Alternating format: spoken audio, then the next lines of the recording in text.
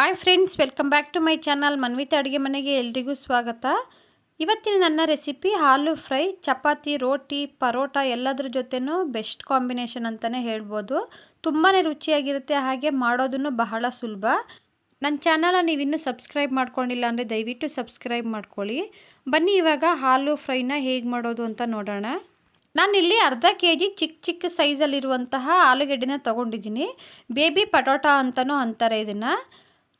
2 whistle ಕೂಗಿಸ್ಕೊಂಡು ಅದರಲ್ಲಿರುವ ಸಿಪ್ಪೆನೆಲ್ಲ ತೆಗೆದು ಇಟ್ಕೊಂಡಿದ್ದೀನಿ. ನೋಡಿ, ಈ ರೀತಿ ಸ್ಪೋರ್ಕ್ನಿಂದ ಚುಚ್ಕೊಳ್ಬೇಕು. ಈ ರೀತಿ ನಾವು ಮಾಡ್ಕೊಳ್ಳೋದ್ರಿಂದ ಉಪ್ಪು ಖಾರ ಎಲ್ಲ ಚೆನ್ನಾಗಿ ಹಿಡ್ಕೊಳ್ಳುತ್ತೆ.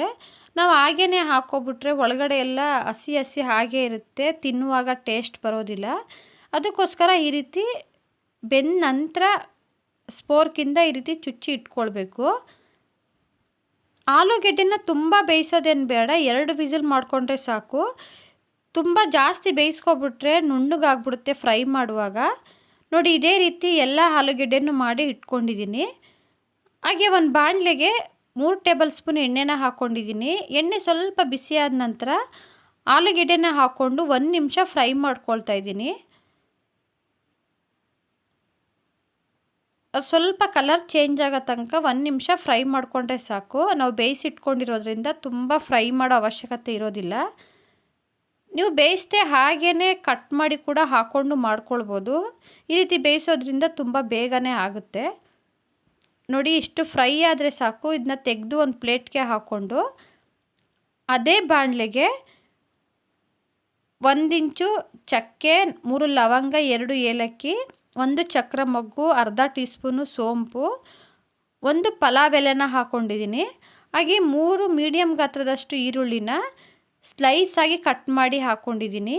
ಆದಷ್ಟು ಈರುಳ್ಳಿನ ಸ್ವಲ್ಪ ಜಾಸ್ತಿನೇ ಹಾಕ್ಕೊಳ್ಳಿ. ಈರುಳ್ಳಿ ಜೊತೆನೇ 4 ರಿಂದ 5 ಹಸಿಮೆಣಸಿನಕಾಯಿನ ಸ್ಲೈಸಾಗಿ ಕಟ್ ಮಾಡಿ ಹಾಕ್ಕೊಂಡಿದ್ದೀನಿ. ಈರುಳ್ಳಿ ಸ್ವಲ್ಪ ಫ್ರೈ ಆಗ್ತಿದೆ ಅನ್ನೋ ಟೈಮಲ್ಲಿ 1 ಟೇಬಲ್ ಸ್ಪೂನು ಶುಂಠಿ ಬೆಳ್ಳುಳ್ಳಿ ಪೇಸ್ಟ್ನ ಹಾಕ್ಕೊಳ್ತಾ ಇದ್ದೀನಿ. ನೀವು ಶುಂಠಿ ಬೆಳ್ಳುಳ್ಳಿ ಪೇಸ್ಟ್ ಬದಲಾಗಿ ಶುಂಠಿ ಮತ್ತು ಬೆಳ್ಳುಳ್ಳಿನ ಕುಟ್ಟಿ ಕೂಡ ಹಾಕ್ಕೊಳ್ಬೋದು. ಈರುಳ್ಳಿ ಆದಷ್ಟು ಗೋಲ್ಡನ್ ಬ್ರೌನ್ ಬರೋ ತನಕ ಫ್ರೈ ಮಾಡ್ಕೊಳ್ಳಿ.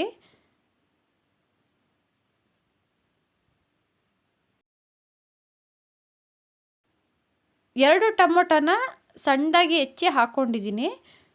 ಟೊಮೊಟೊ ಆದಷ್ಟು ಹಣ್ಣಾಗಿರೋದನ್ನ ಹಾಕ್ಕೊಳ್ಳಿ, ತುಂಬ ಚೆನ್ನಾಗಿರುತ್ತೆ. ಟೊಮೊಟೊ ಸ್ವಲ್ಪ ಸಾಫ್ಟ್ ಆಗೋ ತನಕ ಫ್ರೈ ಮಾಡ್ಕೊಳ್ಬೇಕು. ಈ ಗ್ರೇವಿ ಅಂತೂ ಚಪಾತಿಗೆ ತುಂಬಾ ಚೆನ್ನಾಗಿರುತ್ತೆ, ಹಾಗೆ ನೀವು ವೈಟ್ ರೈಸ್ನೂ ತಿನ್ಬೋದು. ನೋಡಿ, ಟೊಮೊಟೊ ಎಲ್ಲ ಸಾಫ್ಟ್ ಆಗಿದೆ. ಇವಾಗ 1 ಟೇಬಲ್ ಸ್ಪೂನು ಅಚ್ಕಾರದ ಪುಡಿ, ಅರ್ಧ ಟೇಬಲ್ ಸ್ಪೂನು ಗರಂ ಮಸಾಲಾನ ಹಾಕ್ಕೊಂಡಿದ್ದೀನಿ. ಹಾಗೆ ಅರ್ಧ ಟೇಬಲ್ ಸ್ಪೂನು ಧನಿಯಾ ಪುಡಿ, ಸ್ವಲ್ಪ ಅರಿಶಿಣನ ಹಾಕ್ಕೊಂಡು ಫ್ರೈ ಮಾಡ್ಕೊಂಡಿದ್ದೀನಿ. ನಾವು ಹಸಿಮೆಣಸಿನಕಾಯಿನೂ ಹಾಕ್ಕೊಂಡಿರೋದ್ರಿಂದ ನೀವು ಖಾರಕ್ಕೆ ನೋಡಿ ಖಾರದ ಪುಡಿನ ಹಾಕ್ಕೊಳ್ಳಿ.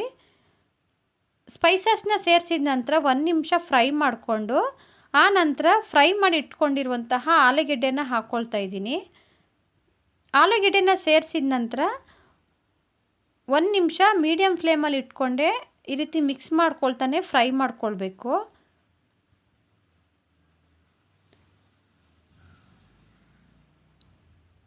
ನೋಡಿ, ಇವಾಗ ಆಲೂಗೆಡ್ಡೆನೂ ಚೆನ್ನಾಗಿ ಫ್ರೈ ಆಗಿದೆ.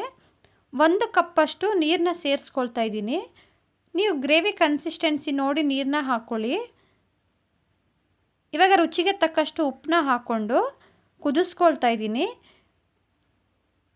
2 ರಿಂದ 3 ನಿಮಿಷ ಕುದಿಸ್ಕೊಂಡ್ರೆ ರುಚಿಯಾದ ಆಲೂ ಫ್ರೈ ರೆಡಿಯಾಗುತ್ತೆ. ಬಿಸಿ ಬಿಸಿ ಚಪಾತಿ, ರೋಟಿ, ಪರೋಟ ಹಾಗೆ ವೈಟ್ ರೈಸ್ ಜೊತೆನೂ ತಿನ್ಬೋದು, ತುಂಬಾ ರುಚಿಯಾಗಿರುತ್ತೆ.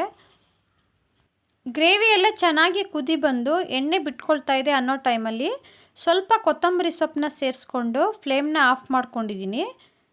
ತುಂಬ ಸಿಂಪಲ್ ಆದ ರೆಸಿಪಿ, ಆದರೆ ಅಷ್ಟೇ ರುಚಿಯಾದಂಥ ರೆಸಿಪಿ. ಖಂಡಿತ ನೀವು ಒಂದು ಸಲ ಟ್ರೈ ಮಾಡಿ, ಹೇಗೆ ಬಂತು ಅಂತ ಕಮೆಂಟ್ ಮಾಡಿ ತಿಳಿಸಿ. ನಾನಿವತ್ತು ಮಾಡಿರೋ ಈ ರೆಸಿಪಿ ನಿಮಗೆ ಇಷ್ಟ ಆಗಿದರೆ ಒಂದು ಲೈಕ್ ಮಾಡಿ, ಫ್ಯಾಮಿಲಿ ಫ್ರೆಂಡ್ಸ್ ಜೊತೆ ಶೇರ್ ಮಾಡಿ. ಇನ್ನಷ್ಟು ಈಸಿ ರೆಸಿಪಿಗೋಸ್ಕರ ಮನ್ವಿತಾ ಅಡುಗೆ ಮನೆನ ಸಬ್ಸ್ಕ್ರೈಬ್ ಮಾಡ್ಕೊಳ್ಳಿ. ಹೀಗೆ ಸಪೋರ್ಟ್ ಮಾಡಿ. ವಿಡಿಯೋ ನೋಡಿದ್ದಕ್ಕೆ ಎಲ್ರಿಗೂ ಧನ್ಯವಾದಗಳು.